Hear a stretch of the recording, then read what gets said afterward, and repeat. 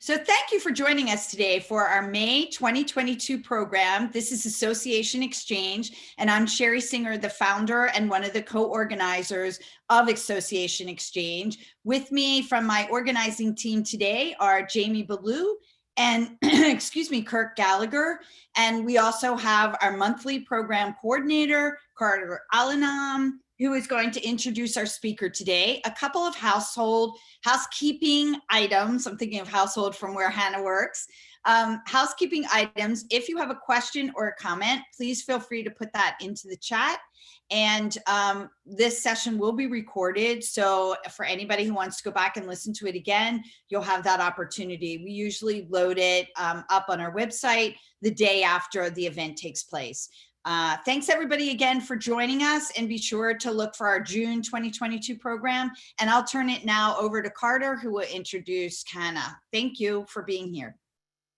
Thank you, Sherry. Good afternoon. It is a great pleasure of mine to introduce your speaker for this session, the special ingredient, Association Project Management, Hannah Alleman, PMP. Hannah is the Executive Director of Ignite Solutions at the Household and Commercial Products Association, where she focuses on strategic initiatives, business development, marketing, and program management. Ignite Solutions is a non-dues revenue division of HCPA. Prior to her arriving at HCPA, she was a program manager with S&L Financial, a private financial firm, where her responsibilities included facilitating the corporate strategy process, product launches, developing and managing, sustaining initiatives to drive growth. She began her career as a project analyst working on contracts with the Department of Homeland Security's Office of the Chief Security Officer. She is a certified project management professional, PMP, and a certified associate in project management, CAPM, with the Project Management Institute, PMI. Hannah is a graduate of James Madison University with a BA in International Affairs. She is an ASAE 2021 Next Gen Scholar. In her downtime, Hannah enjoys spending time with her family and her two cats, Otis and Basil, who have introduced themselves multiple times to her members during her virtual meetings. She's also an active member of the Junior League of Washington, just finishing her term as co-chair of the league's Tossed and Found program. Without further ado, Hannah, the audience is yours. Well, welcome everyone. Good afternoon or good morning, depending on where you are at. We'll go ahead and get started.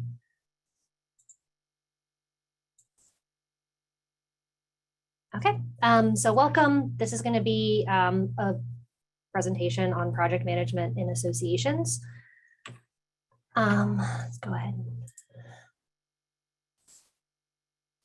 So this is a quick agenda. What is project management? I'm going to try to boil down an entire career line in about 5 to 10 minutes. So bear with me, as I will probably skip a good portion of project management to try to fit it more into a practical everyday need. I'm going to talk about how I apply project management in my association and what other associations can do to incorporate them into their workflows, taking kind of more let's say like smaller steps to work to become more efficient and saving time, cost, and ensuring the quality of their work. So what is project management?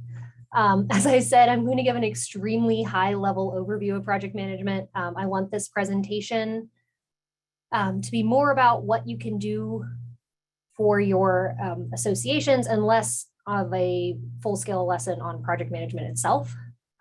As Carter mentioned, I am a certified project management professional through the Project Management Institute, the Association for Project Managers. The PMI, Project Management Institute, drafts and reissues quite regularly a standard body of knowledge on project management.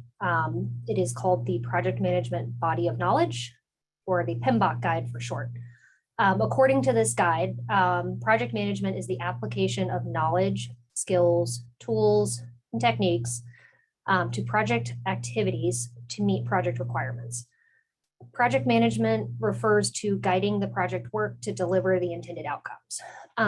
One of my favorite things about project management is it's unique in that a project manager has the full potential to tailor their needs of their project based on the standards provided in the PMBOK. This guide is in no way a step-by-step outline for how every single project should be managed, but it gives really good guidance on what should be accomplished and what can be accomplished for projects and how to manage them. One very important kind of aspect of project management is the project management triangle. I'm displaying here. It is a theory and practice. It's made up of 3 variables to determine the quality of a project, the scope, cost, and time. The triangle demonstrates how these 3 variables are linked. If one variable changes, the other 2 must be adjusted in order to keep the triangle connected. If the triangle breaks, that is, one point is moved without adjusting the other 2, the quality of the project will suffer. An example, kind of off the top of my head, would be you start to develop a project, you're going to do one webinar for your association, but then the needs arise to make it more into a series because you ended up with way more content than you could do in the time that you allotted. Without putting in more time and more potentially money into the project, the quality of your webinar series may suffer. I know with associations, we are constantly asked to do more with less. Project management is not the fix for this issue, but it can help manage expectations for projects and keep your projects more within scope and on task.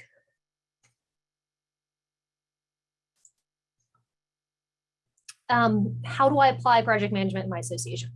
So I work for a consortium management group within my association. It's the largest non-dues generating revenue for the association.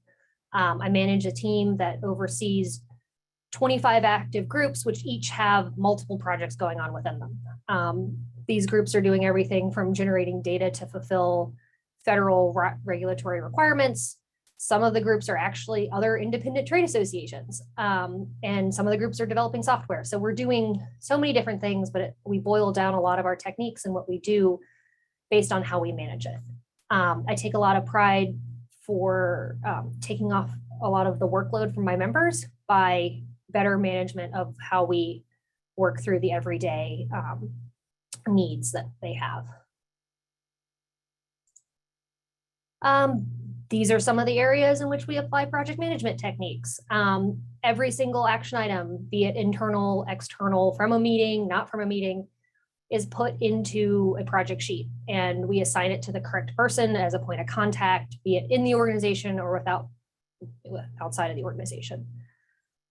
For financial administration, we closely monitor all financial matters so that projects stay within scope of their work, cost, and time frame. We also standardize all of our project management, all of our budget sheets across the board. Everything looks the same so that members can definitely, digest information quickly, and they're not looking at something different every time they log in to look at financials.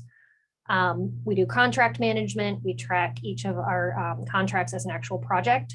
We make sure that the milestones are met within the contract's framework. If anything needs to be adjusted, we make sure that there's addendums and it happens in a timely manner. We do a lot of stakeholder communication. We make a communication plan for each of our groups. We tailor it to the audience and to the individuals that are involved in the groups, and we work with them on their needs to make sure that their communication is met.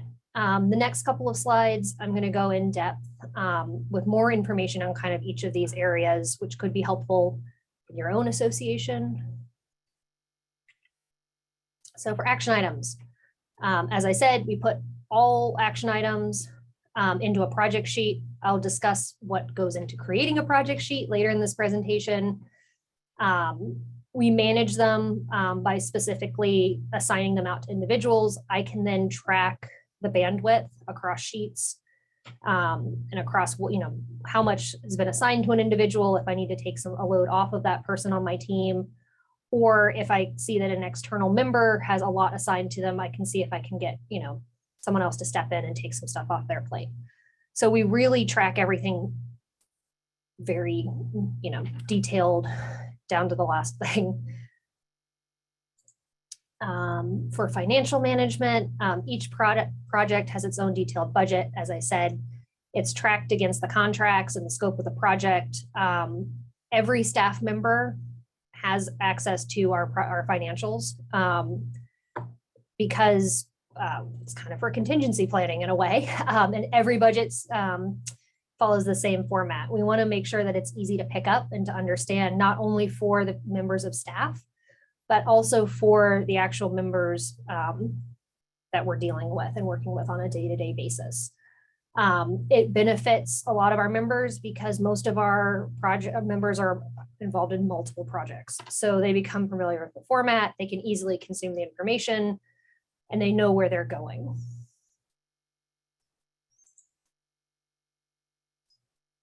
Contract management.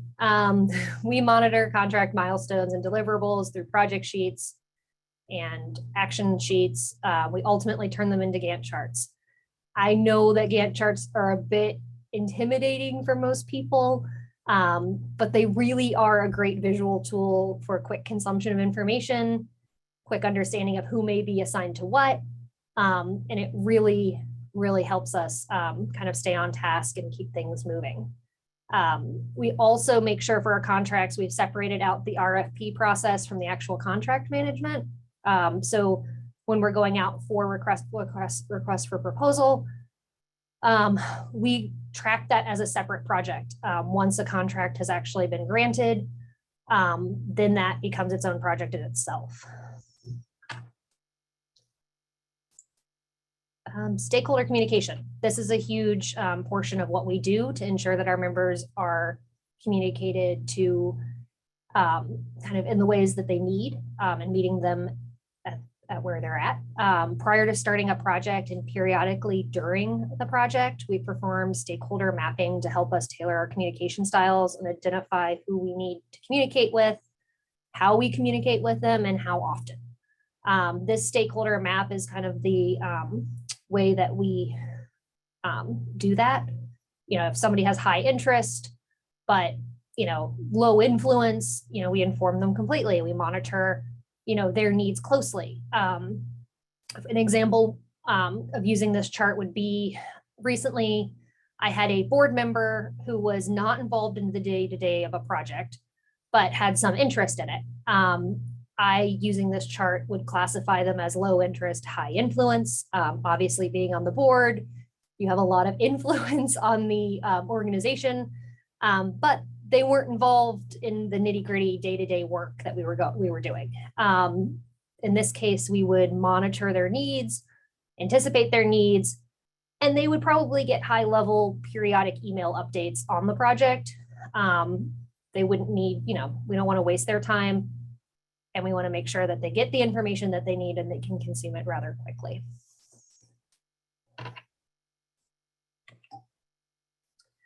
Ways that project management can help your association. Like I said, I breezed through actual project management because I wanted to get towards more of project plans and things that are applicable that can be used very quickly. Start with a small project to test it on would be my recommendation. To create a project plan and map stakeholders. I discussed stakeholder mapping. I'm going to go through momentarily how to create a project plan, the basics of it, and then I'm also going to talk about how, again, tracking actions and contracts really has helped us stay within the scope and in the cost and time frame that we have outlined. So creating a project plan. I'll go through each section of this, but to be honest, there's a lot of really great free project plan templates available online. So, you don't have to start this from scratch. You don't have to start from something new. There's a lot out there that you can research and find. But how do you create a project plan? One of the important things is to have an executive summary. It should be no longer than a page, a brief overview of your objectives and goals. your deliverables and what you consider kind of what will make it the final acceptance, how you will sign off on the project being done, any risks to your scope creeping or countermeasures that you should take if you have issues arise. Summary of your milestones, this is what you're going to be doing, step 1, step 2 in a way, an overview of the timeline and any risks that you might have to your schedule, for example, holidays, or it's summertime, so people take vacation. Those are things that you take into account. And then you also have defining your resource and spending estimates to make sure that you know what you're going to need, how much it might cost. The next step would be to find the scope. There's nothing worse than starting a project, then it balloons and becomes completely unmanageable. I know that happens to a lot of people. It's happened to me. Defining the scope early can help you set boundaries within your projects and also sometimes with your members. The structure, you need to define the structure of your project. Are you able to plan out all the steps at once in the beginning, or will you have kind of gates where you'll plan in chunks of time? So you know what you have to do right now, but until you've done that, you don't know what your next steps are. Neither approach is better than the other. It's really good to identify if it's going to be more iterative or if you kind of have a predefined process. It's also a good time when you think about the structure of your project to think about who you may need approvals from at certain points. If you cannot sign contracts on behalf of your organization, is there, who do you need to go to do that? How long will that take? Is that person available potentially when you need it done? These are all things that really should be considered ahead of time to make sure that you can, avoid rush situations in the end. Resources, again, what will you need? What do you have available already? Team, time, budget, technology, physical resources. Do you need a meeting space? And then defining your timeline. I have a quote from the Wellington Annual Report on the State of Project Management from 2020, and the PMI's Pulse of the Professional Success in Disruptive Times, expanding the value delivery landscape to address the high costs of low performance. That's a bit of a mouthful, but I got it out. The quote is that organizations that implement timeframes into project plans are 52% more likely to succeed. Despite this, 80% of projects don't always set baseline schedules. And that's probably why 43% of organizations say that they rarely or never complete successful projects on time. So defining a timeline ahead of time is really crucial to any sort of project that you're starting. Without that, you really risk the chance of running over, or, not running over, putting a lot more time into it in order to complete it, which may take away from other crucial activities that you need to do in your day. So you've created a project plan. Now what? Go ahead and implement. The project plan will have most of your steps. You've outlined everything that you're doing. You can go ahead and start working on the project. How do I follow it? Follow what you've written down. With that said, it's not static. Everything can be modified. It's an iterative document. It's a living document. You may try something and say this absolutely is the worst. I need to try something different. The idea behind it is to, you can sometimes reuse these things or not start from scratch the next time. If you're, every time you do a project, you can reuse something that you've done that's similar in the past and build off of it. It's really helpful to help with like lessons learned after the project has been completed. You have an ability to, have a living document, and that document is also really great for contingency planning. If something happens, there's somebody else in your, office that might be able to pick up where you left off. So discussing tracking action items and contracts. Again, I said I'd track them in a Gantt chart. I capture all of these tasks and all of these items. I'm not going to read them off. I'll let you guys do that. This is helpful because consistency is really key. Implementing the exact format across all projects in the same sheet. It's really not only helps you stay organized, but it helps keep things, as I said, contingency planning. An example, you win the lottery tomorrow, you don't come back to work. Somebody in your organization should be able to pick up your action item and project sheet and have a general idea of what needs to be done and where things stand.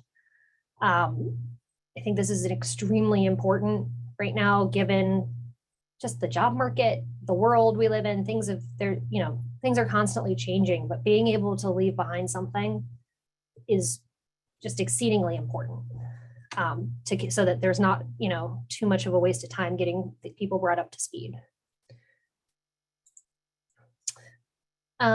Here's kind of some examples I was going to give about project management in different association areas, membership, communications, marketing, fundraising.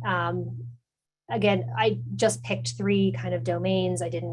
You can also do it for events and government relations and operations and so on and so forth. No project is too big or small. I would suggest trying out some project management on smaller projects, just to get your feet wet. So some examples that I have. Membership, an example of a membership project. Create a target list for your new membership. List all the action items that you would take when approaching and trying to recruit new members. These will become tasks in your project plan later. Rank your targets, map out all your campaigns and deliverables, create a timeline, develop matrix for tracking. Build all of this out in your project plan. This is important because you could reuse this again and again and again, come back to it. Projects do have a definite end. So this would be like one campaign targeting new membership. And you could, try to work on it again.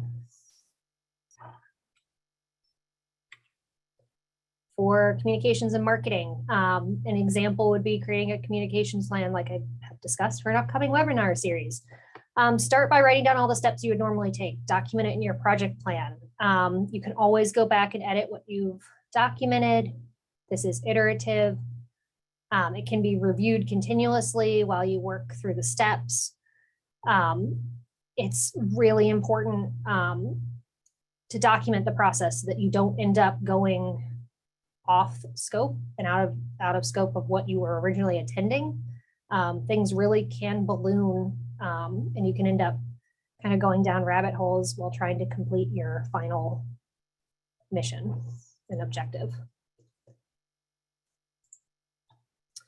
Fundraising, like a membership plan and communications, map everything out, write it down. Going through this process will help you set targets and stick to your deadlines. For example, you have to raise $20,000 in 6 months, but you're at 5.5 months and you've only raised $17,000. Still need $3,000 to meet your goal. Developing a project plan beforehand, when you did so, you should have planned for your contingencies and unforeseen events.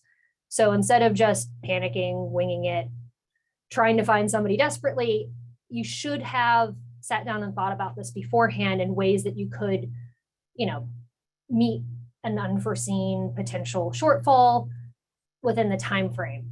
It gives you the ability, kind of the safety net to fall back on. If it's not written out, it's not strictly written in stone. You can always change what you thought you needed to do, but it just gives you a little bit of something to fall back on if there is something unforeseen. Sometimes you can't plan for everything. You won't be able to see all the unforeseen events, but it at least does help you get through all of the items that, sorry, lost my train of thought. It does get you through some of the ups and downs of your project.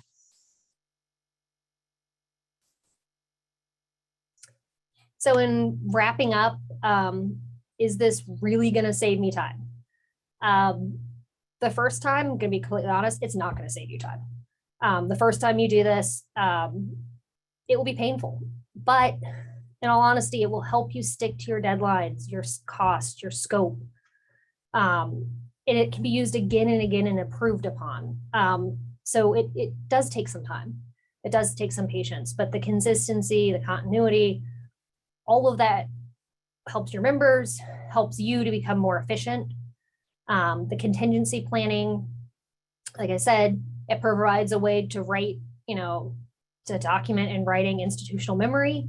This is how something happened. You can go back. I recommend every time you finish a project, going back and adding to your project plan kind of some lessons learned, so that if you ever go back and review it again, that you have the ability to, go back and look at things in the past. Remember some of the things that were painful or great, that you weren't anticipating.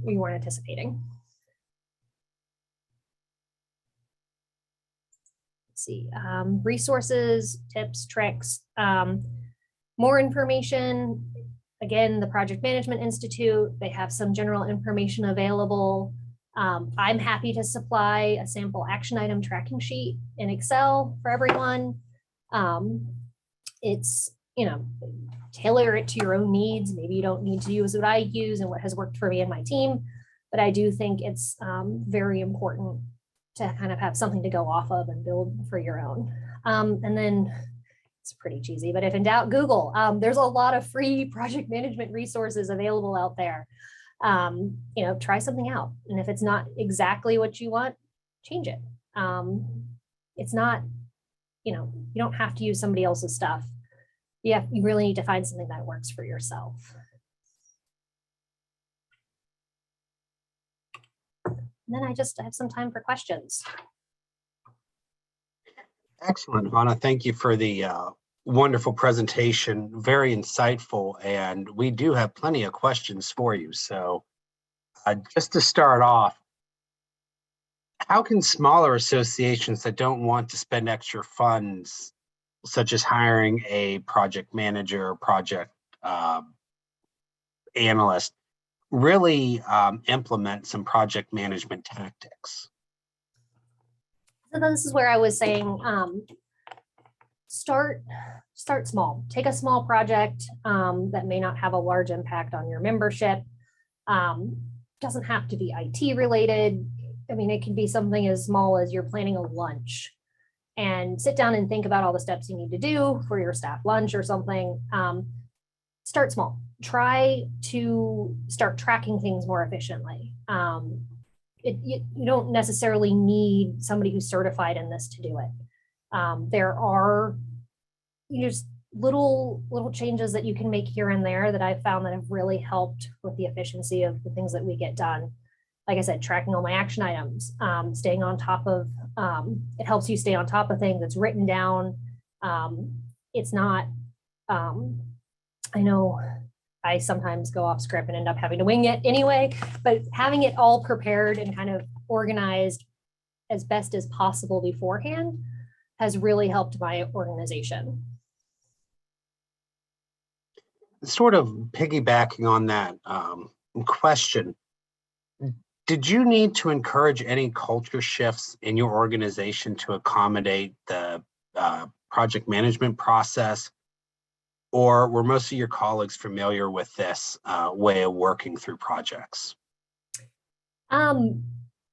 Yes, there was some culture shifts, and we did it very slowly.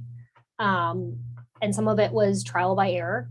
To be honest, we had some individuals that were more set in their ways, of a little bit more resistant to trying things. And I'd have to say, I led by example.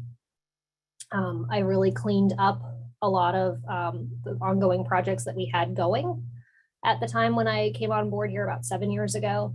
And that ended up receiving a lot of positive membership feedback.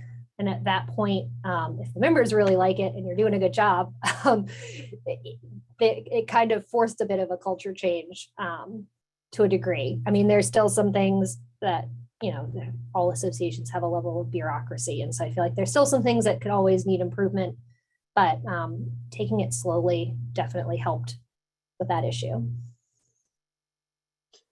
So you had mentioned earlier in your presentation about working with senior management and senior leadership about some of your projects.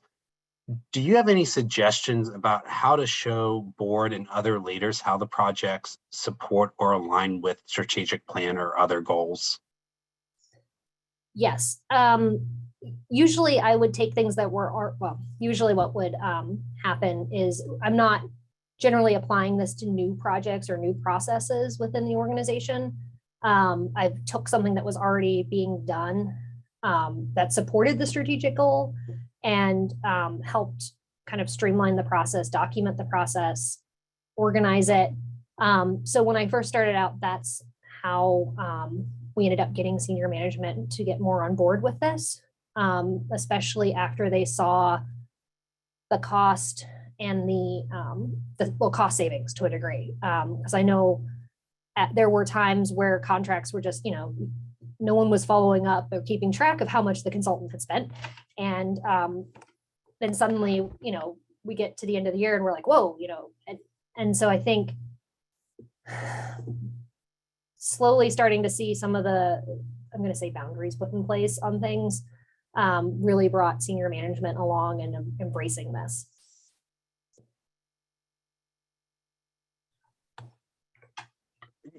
You mentioned that projects have a beginning and an end, but what about the projects that are ongoing?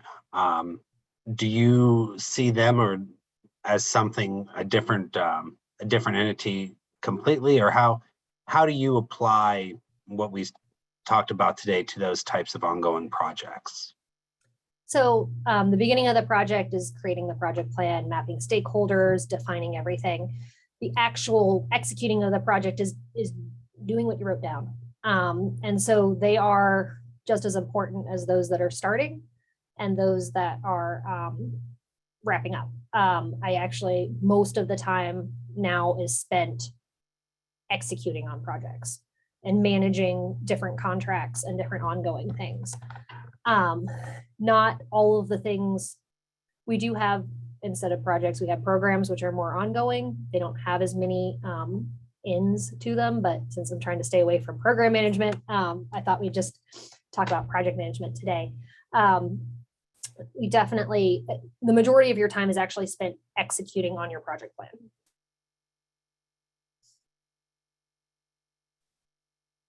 So, yeah. I'm going back because I'm trying to clean out the chat here with questions, a lot of them today. Are there low-hanging fruit project management options to start with? Or what do you recommend for getting the staff to buy in? I know you talked about doing lunch, but that sort of seems really micro.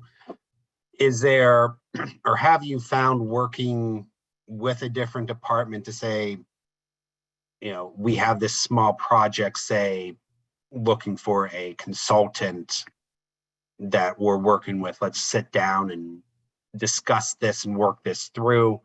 Or is it more that you need the senior leadership involved to say, we're going to take this on and see how it runs? So a combination of both. I know that's not an exact answer. I'll give kind of a more in-depth project that I'm working with currently that's kind of across departments. And I was tasked with it because I do such a great job with managing projects, but it's not typically what I would be doing on my day-to-day. But in an association, you have to wear many hats, especially one that's kind of a smaller group. We're moving in November, and we have some staff members that have not abided by our document management plan, which I think is very, very typical. And we have a lot of paper files. And so I have been in charge of managing our digitization project for this. And so I'm working across all the departments to kind of implement a standard, we could have, if this wasn't happening, I know we would have probably 2 or 3 vendors coming in for the different kind of divisions within our organization to digitize everything. Instead, I've been tasked with finding one vendor that will meet all the unique needs of the different individuals. So I've worked with within different departments to implement, kind of ways to become more efficient and to run their projects. And I hope that provides kind of a better example than, of a little bit more of a larger project that's kind of cross-departmental that we're working through currently.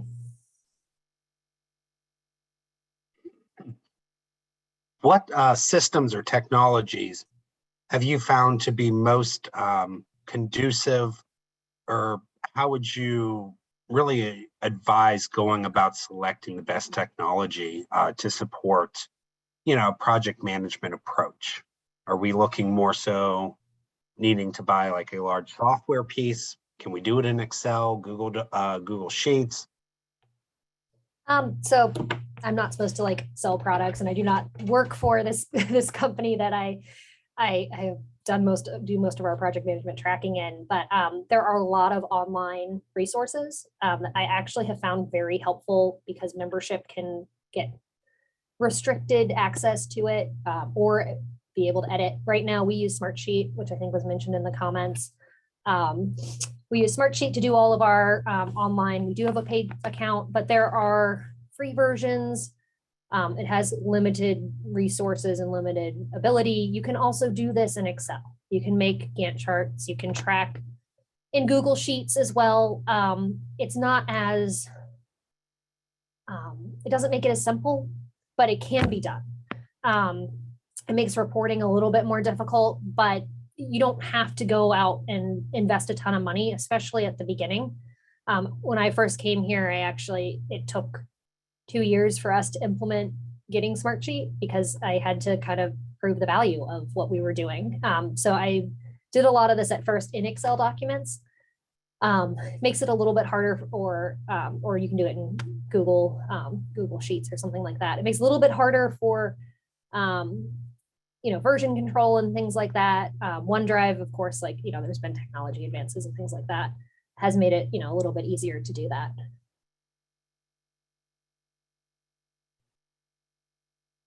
Oh, looks like Carter, you're muted. Thank you. How do meetings and project management plans interact? I think meetings are the perfect, or was there more to the question? Sorry. Yeah, just sort of the commenter, has staff that's worried about project management software and plans that are going to replace meetings. I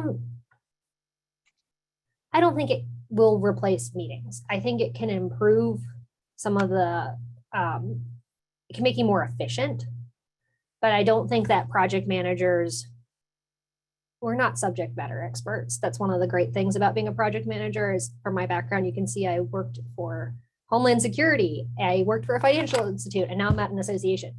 I am in no way an expert on any of the things that are discussed in my groups that are highly scientific. I am not a meetings expert. That takes its own, there's their own things there. And I think combining some of the meeting planning best practices with project management would be the best of both worlds. But I don't think that project managers should replace event planners. Event planners are an expert in their own field. Project managers manage the process. So from the sounds of it, it looks like the more the area that the commenter was looking at was that the project plan and this whole process would just completely replace the portion of everybody getting together, because everybody would then be know which tasks they have to do to complete the project. So there wouldn't be a general, we'll say a committee meeting of your government affairs committee, because everybody would know what they would have to do, and then it all gets put together at the end. What do you think? I wouldn't recommend running a committee necessarily as a project. I'd recommend, sorry, I cut you off, of course, but I wouldn't recommend running committees as a project. Those are more programs. They don't necessarily have a definite end. I would say running some of their outputs as projects would be more important, because unless committees are set up for a very specific short amount of time, example, like government relations, we have government relations committees, there will always be government issues. They're not going away. But if there's a very specific campaign, that might be more important for project management.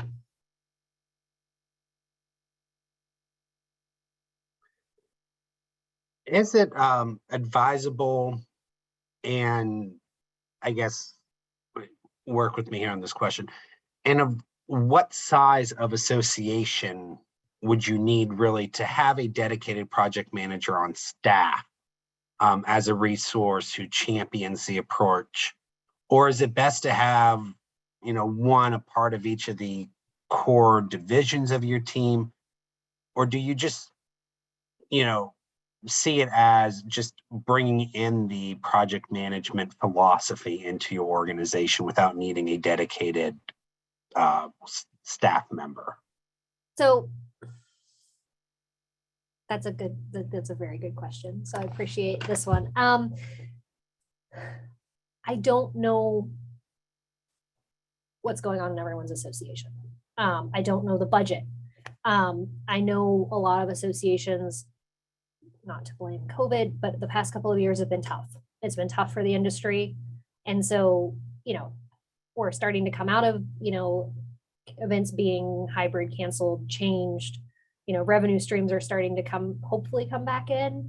But this can be accomplished with, starting to implement small steps can be accomplished without hiring a project manager. I think having a dedicated person on staff that handles project management and helps other, cross departments implement techniques, I think would be great, but I don't know if that's always realistic. Thank you, Hannah, so much for doing this for us today. This was great. It had some really good practical tips that I think people can take away and use in their office as soon as they hang up from this. And if anybody's interested, we will have a recording of this available on the Association Xchange website. Thanks, everybody, for a great lunch and learn. And I hope you'll join us in June for our next monthly program. Thank you again, Hannah, and thank you, Carter, for arranging this. Have a great afternoon, everybody. Bye-bye.